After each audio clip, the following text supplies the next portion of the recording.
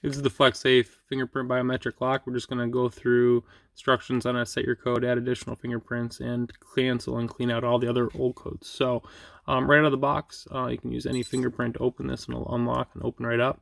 Once it's in open mode, you can then go ahead, and I'm going to program my thumbprint into this. So what I'm going to do is I'm going to hold my thumbprint on there for 3 seconds. So I get a beep, and I'm going to have a little notification there. So now I can go ahead and start programming my thumb in here. So I'm going to touch this 10 times. Get it to register on all areas of my thumb until I hear a longer beep, meaning that my thumbprint has been now accepted. There we go. Now I got the green light, so now this lock will only open up on my thumbprint.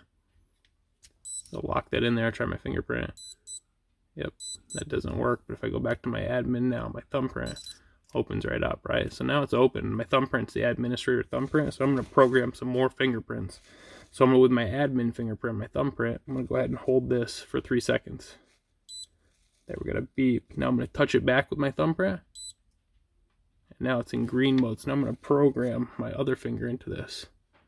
So I'm going to do this 10 times until it accepts this fingerprint too.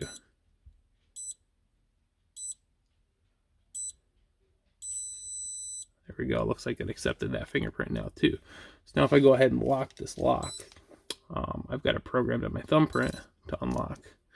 And then I've also got it programmed on my fingerprint, my index finger. Unlocks on my index finger too. If I tried any other fingerprint like my middle finger, not going to open up on any of my other fingers, but my index finger unlocks on my index finger and unlocks on my thumbprint. So you could use this to program other people. You could do a backup finger in case for some reason one fingerprint isn't working, you have a backup finger. Or you could program up to 10 other people, friends and family, to wind up using this to have access to whatever you're locking up.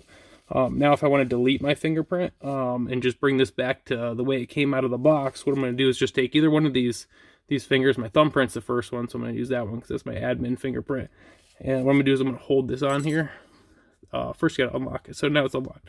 So I'm going to hold it on here for 10 seconds.